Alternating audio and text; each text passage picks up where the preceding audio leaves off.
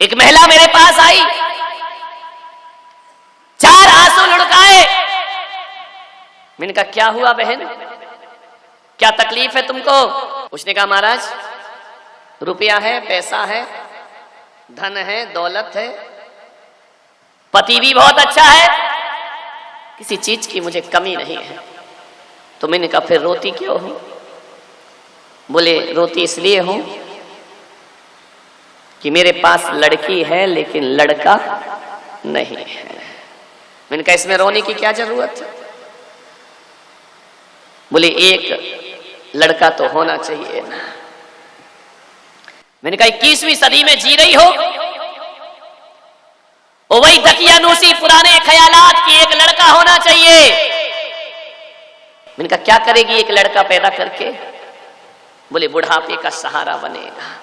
मैंने कहा कोई जरूरी नहीं। गया जमाना कि बाप बोले कि 14 वर्ष वनवास जाना है और बेटा हाथ जोड़ के चला जाए, बोल मत देना, अदालत तक घसीट के ले जाएगा, तुमको ध्यान रखना। गए वो राम जी के जमाने, गए वो दशरथ के जमाने।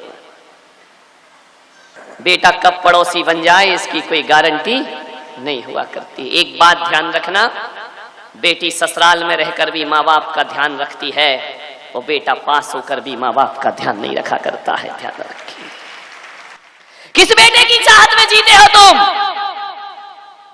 मैंने कहा तू पगली हो गई है। कहती है कि एक बेटा होना चाहिए। मैं तो कहता हूं बेटा ना हो तो कोई दुख की बात नहीं है, लेकिन जिसके घर में लड़की ना हो उसके घर में दुख की बात जरूर हुआ करती है। और एक बात याद रखिए, बेटा ना हो तो चिंता मत करना, लेकिन बेटी ना हो तो आदमी को जरूर चिंता करना चाहिए। एक बेटी बहुत हुआ करती है, और मैं तो ये कहता हूं कि जिसके पास बेटी नहीं होती है उसके पास सीने में धड़कता हुआ दिल भी नहीं हुआ करता है। उसके हृदय में दिल नहीं, वह पत्थर का हृदय हुआ करता है, पाषाण है वह। एक बेटी बहुत जरूरी है।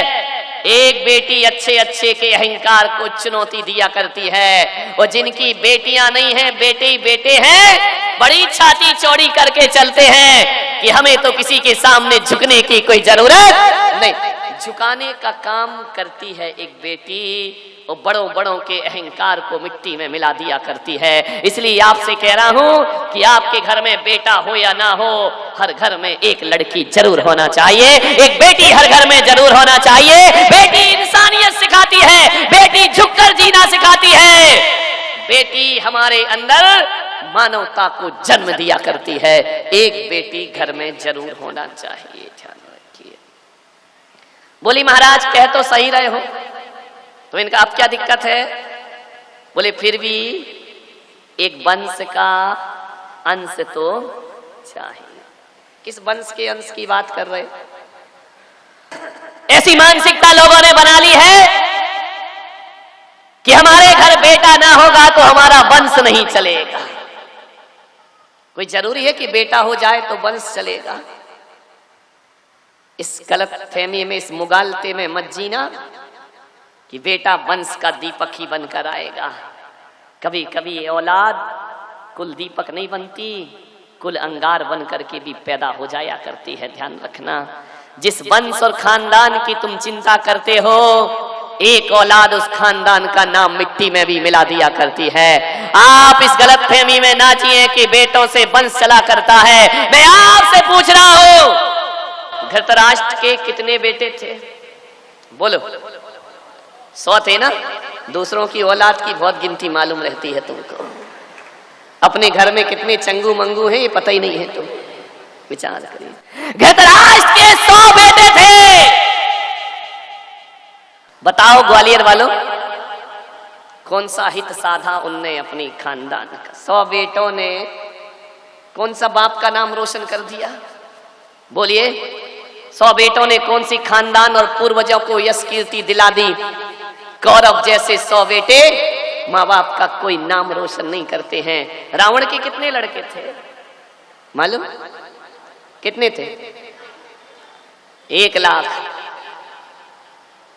1 लाख पूत 1.25 लाख नाती, तहां रावण घर दिया ना। किस औलाद की चाहत रखते हो तुम? रावण के 1 लाख पुत्र थे,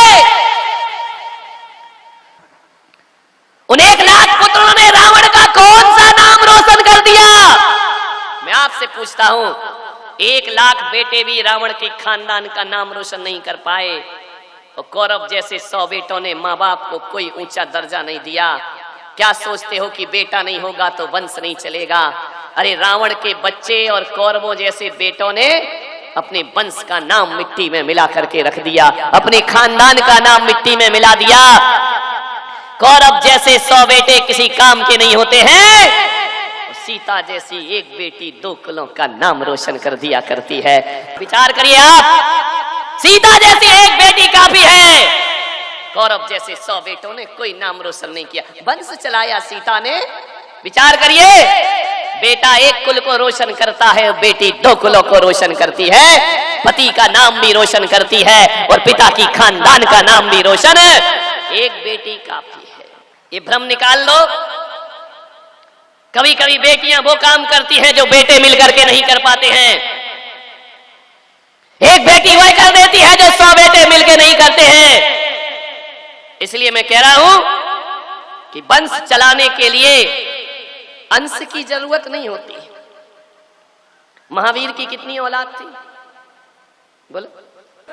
शादी नहीं की, औलाद कहां से होगी? विनोबा की कितनी औलाद थी? बोलो। स्वामी विवेकानंद की कितनी औलाद थी? एक भी औलाद नहीं। पारसनाथ की कितनी औलाद थी? आचार्य कुंद के कितने बेटे थे? बोलिए। आचार्य शांति सागर के कितने बेटे थे? कोई नहीं थे ना, इनके तो औलाद ही नहीं थी। इन लोगों ने तो विवाह ही नहीं किया। अब बताइए, रावण के 1 लाख बेटे और महावीर का एक भी बेटा नहीं, बोलो किसका वंश जिंदा है? रावण के वंशज भी अपने आप को रावण वंशी कहने में शर्म महसूस करते हैं, और जिस महावीर की एक भी औलाद नहीं थी, पूरे जैन कहते हैं हम महावीर के वंशज हैं, हम महावीर के वंश में पैदा हुए हैं। आप बताइए, औलाद से वंश नहीं चला करता है, ये गलतफहमी दिमाग से निकालो। यदि नाम को जिंदा रखना है, औलाद से नाम जिंदा नहीं रहता। नाम जिंदा तो चरित्र, त्याग और आदर्श से आदमी का नाम जिंदा। आज भी हम गर्व महसूस करते हैं, 2600 साल के बाद भी ये भगवान महावीर का वंश बैठा है, ये विनोबा का वंश बैठा है, ये विवेकानंद का वंश बैठा है, और ये पारसनाथ का वंश यहाँ पर बैठा। वंश चलाने के लिए अंश नहीं चाहिए, परमहंस बनना चाहिए। जो परमहंस बन जाते हैं उनका वंश अपने आप चलते रहता है। बड़ी चिंता है तुम्हें अपने वंश की, पानी देने वाला नहीं मिलेगा, ध्यान रखना। रावण की मजार पे कोई दिया जलाने वाला दिखाई नहीं देता है, क्या वंश चलेगा? एक बेटी नाम रोशन कर देगी, चंदनवाला जैसी बेटी पूरे वंश का नाम रोशन कर। ब्राह्मी सुंदरी जैसी बेटियां अपने माता पिता को जगत पूज्य बना दिया करती हैं। मान्यवर, शादी के बाद बेटा बहू का हो जाएगा, ध्यान रखना। लहू के रंग को मेहंदी की बू ने छीन लिया, और बेटा जवान हुआ तो बहू ने छीन लिया, ध्यान रखिए। बेटा अपनी बीवी को लेके चला जाएगा, लेकिन बेटी दूर रहकर भी तुम्हारी रहेगी, और दामाद के रूप में एक बेटा भी तुमको प्रदान कर दिया करती है, ध्यान रखिए। सूरज की रूह चांद सितारा है बेटियां, गुलशन का गुल और गुल का नजारा है बेटियां। फुर्सत मिले तो इनको जरा पढ़ भी लीजिए, गीता कुरान बाइबिल पुराण बेटियां। बेटे तो अपनी बीवियों को लेके चल दिए, बेटे तो अपनी बीवियों को लेके चल दिए। बूढ़ों का सहारा है और लाठी है बेटियां, बूढ़ों का सहारा है और लाठी है बेटियां। गुलशन का गुल और गुल का नजारा है बेटियां। एक बेटी जरूर होना चाहिए। मैं तो ये कहता हूं, जिसके घर में बेटी ना हो उसे अपनी बेटी कभी मत देना, ध्यान रखिए। ताली बजाओ बेटियों के माँ बाप। जब तुम्हारी लड़की को कोई देखने आए तो ये मत पूछना कि लड़का कितना कमाता है, ये पूछना कि तुम्हारे घर में एक बेटी है। बोले नहीं है तो कहना आओ, तुम्हें हम अपनी बेटी कभी नहीं देंगे, ध्यान रखिए। मर कौन बोला महाराज वैसे ही तो कुंवारे मर रहे हैं आप, और ऐसा नियम बना दो कि लड़की नहीं तो लड़की मत दो। क्या होगा इन लड़कों का? एक बेटी जरूर होना चाहिए। जिसके घर में बेटी नहीं वो क्या जाने कि बेटी कैसे पाल पोस करके बड़ी की जाती है। ध्यान रखना, बेटी को पालना किसी संत की साधना से कम नहीं हुआ करता है। जैसे संत जिंदगी भर अपने आचरण और चरित्र को बचा के रखता है, वैसे बेटी के माँ बाप जिंदगी भर अपने बेटी का चरित्र बचा करके रखा करते हैं। शील संयम का उपदेश दिया करते हैं। बेटी घर की इज्जत हुआ करती है, बेटी घर की लाज हुआ करती है। हर माँ बाप उस इज्जत को संभाल करके रखा करते हैं। ध्यान रखिए। क्या करें महाराज, अब नहीं है बेटी तो अब इस उम्र में बेटी कहां से पैदा करे। मैं आपसे निवेदन कर रहा हूं, मैं ये नहीं कहूंगा बेटी पैदा करो, वरना सरकार मेरे प्रवचनों पे बैन लगा देगी कि तुम तो जनसंख्या बढ़वा रहे हो। महाराज सरकार कह रही कम करो, महाराज कह रहे बढ़ाते जाओ। मैं आपसे निवेदन करता हूं कि आपके जीवन में कुछ हो या ना हो, माना कि आपको बेटी नहीं है, लेकिन अपने जीवन को सार्थक यदि करना है, गृहस्थ जीवन को, तो तुम्हारी बेटी हो या ना हो, किसी गरीब की बेटी का कन्यादान अपने जीवन में जरूर करके देखना। ध्यान रखिए। किसी अनाथ आश्रम में रह रही बेटी को घर में उठा करके लाइए और उसको जीवन दान दीजिए। मैं ये नहीं कहूंगा कि नई बेटी पैदा करो, आज भी अनाथ आश्रम में बच्चियां पल रही है, जाओ और एक बेटी लेकर के जरूर आओ, पाल पोस करके उसे बड़ा करो और एक अनाथ बच्ची के हाथ पीले करो और उसे समाज की मूल धारा में जोड़ने का आप प्रयास करिए। ध्यान रखिए, तब तो आपका जन्म लेना सार्थक होगा। एक बेटी का कन्यादान नहीं कर सकते हो, करोड़ों रुपए का दान करते हो, किसी गरीब की बेटी का घर बसा दो। इतना भी ना कर सको तो किसी बेटी का घर उजड़ रहा हो तो अपनी सूझबूझ से उस घर में होने वाली तलाक को रोकने का प्रयास करिए और उस बेटी को ससुराल वालों को बिठाकर समझाओ कि रिश्ते बच्चों के खिलौने नहीं होते जो खेल खेल में तोड़ दिए जाएं। ये तो जिंदगी भर के नहीं, हम तो उस देश के लोग हैं जहाँ 7 जन्मों की कसमें खाई जाती हैं, 9 जन्मों की कसमें खाई जाती हैं। विचार करिए, आप किसी का घर बसा दीजिए, उजड़ती हुई गृहस्थी को बचा दीजिए। मैं कहता हूँ इससे बड़ा धर्म दुनिया का कोई दूसरा। समझाइए उन लोगों को, टूटते हुए रिश्तों को बचाने का प्रयास करिए आप अपने जीवन में। मान्य कन्या मंगल है, कन्या शुभ है। लोग मंगल कलश लेते हैं, मैं तो कहता हूं एक कन्या यदि तुम्हारे घर में है, रोज ही मंगल है तुम्हारे घर में, रोज ही जीवन धन्य है तुम्हारा, रोज ही सौभाग्य है तुम्हारा। मान्यवर, कभी आपने ख्याल किया हर मंगल कार्य कन्या से कराए जाते हैं या कन्हैया से कराए जाते हैं? बोलिए, बताइए। यदि कहीं कोई शोभा यात्रा निकल रही है तो कन्याएं कलश लेके चलती हैं या कन्हैया कलश लेके चलता है? कहते हैं कि सुबह सुबह आप कहीं जा रहे हैं और कोई कन्या अपने सिर पर कलश रखी हुई मिल गई तो कहते हैं आज का काम शुभ हो गया, आज का दिन शुभ हो गया। और कहा जाता है कि आज मंगल हो गया। और कोई आदमी यदि पानी का कलश लिए मिल गया तो लोग कहेंगे जोरू का गुलाम जा रहा है, देखो आज तो रोटी मिल जाए दिन भर में यही बहुत है। ध्यान रखना है, एक लोटा तब तक लोटा है, भले चांदी का हो या सोने का हो, वह बाजार से लाते हो तो लोटा ही कहलाता है। लेकिन जब उस पर एक नारियल रख दिया जाए, मंगल द्रव्य डाल दी जाए तो वो कलश बन जाता है। लेकिन जब किसी कन्या के हाथ में रख दिया जाए तो मंगल कलश हो जाया करता है, वह पूजा का द्रव्य बन जाया करता है, वह महान हो जाया करता है। किसी भी शुभ कार्य में, शादी में, विवाह में, दीक्षा में, बोलिए चौक कौन पूरता है? कन्हैया नहीं पूरता, ये कन्याएं चौक पूरा करती है। कन्याओं को शुभ माना गया है, कन्या को मंगल माना गया है। बताइए ये देश आ रहे हैं, कन्याओं का भोज कराया जाएगा, इन कन्हैयों का नहीं कराया जाएगा, ध्यान रखना।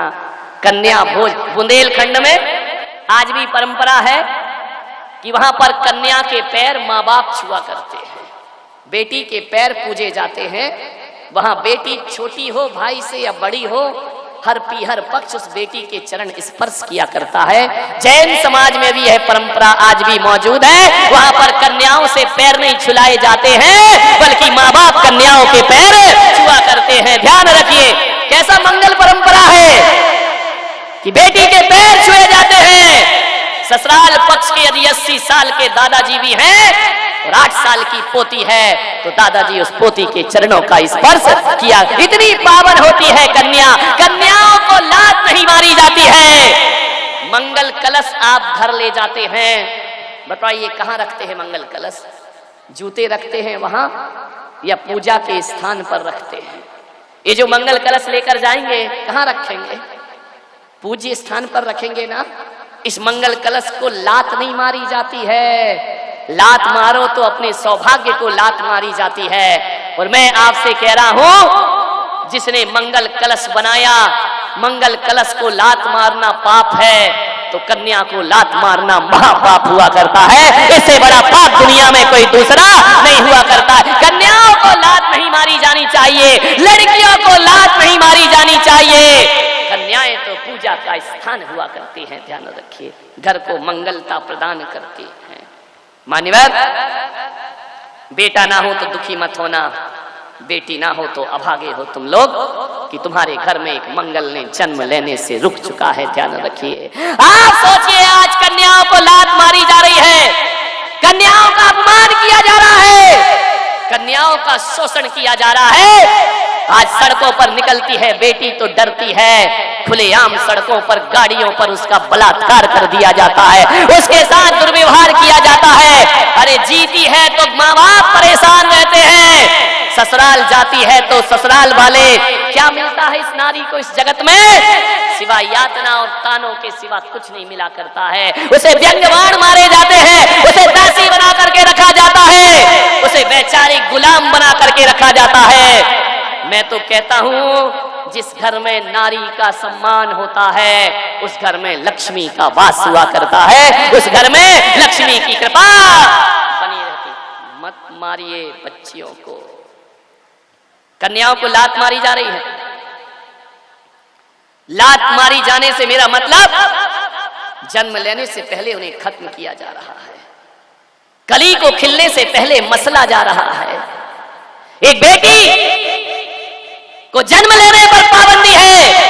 कहा जाता है कि यदि मादा भ्रूण है, उसे जन्म लेने से पहले खत्म कर दिया जाए।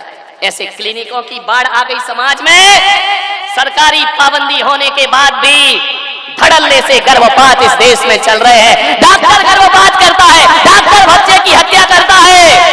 ये हत्यारे लोग, ध्यान रखिए, कुकर मुत्ते की तरह ऐसे एबॉर्शन करने वाले क्लिनिक इस समाज में खुल चुके इस देश में। मान्यवर, तुम्हारे अंदर ये भरा जाता है कि 3 माह का गर्भ है, 2 महीने का गर्भ है, उसके अंदर प्राण नहीं है, वह मांस का लोथड़ा हुआ करता है।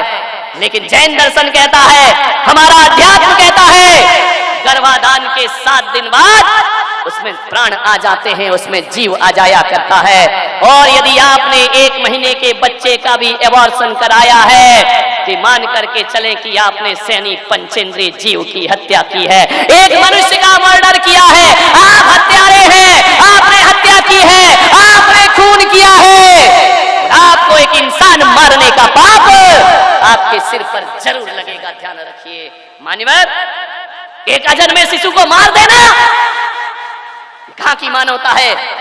एक तरफ तो ये जैन समाज गर्भ कल्याणक की पूजा करती है, दूसरी तरफ लुके छिपे ये गर्भपात भी किया करती है। ध्यान रखिए।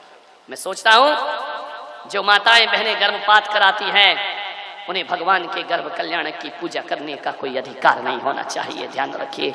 हम तो वो लोग हैं कि जन्म के बाद ही ईश्वर को नहीं पूजते हैं, गर्भ के 6 महीने पहले भी हम उस ईश्वर की आराधना करना प्रारंभ कर दिया करते हैं। हमारे यहाँ 5 कल्याणक हुआ करते हैं, हमारे यहाँ गर्भ कल्याणक को महान माना जाता है।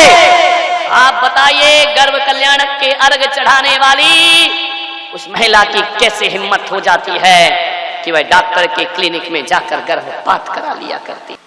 प्राकृतिक रूप से गर्भपात हो जाए तो उसमें आप और हम कुछ नहीं कर सकते हैं, लेकिन जानबूझकर गर्भपात कराना ये सोची समझी सुनियोजित तरीके से षड्यंत्र है। वो षड्यंत्र में जो शामिल हैं बहुत बुरे पाप कर्म का वे बंद किया करते हैं। ध्यान रखिए, हत्यारे हैं वो लोग, ये ढोंगी महिला है, ये पाखंड है कि हम आलू नहीं खाते, हम प्याज नहीं खाते, हम रात्रि में भोजन नहीं। ढोंग कब तक करते रहोगे? पाखंड में कब तक जियोगे? दुनिया की नजरों में धर्मात्मा बन जाओ, लेकिन गर्भपात कराने वाली मेरे महावीर की नजरों में कभी धर्मात्मा नहीं बन सकती है। आलू प्याज का त्याग करते हो और अपने ही कोख के हत्या करके उसे गर्भ से बाहर कर दिया कर। ये कैसा पाखंड चल रहा है?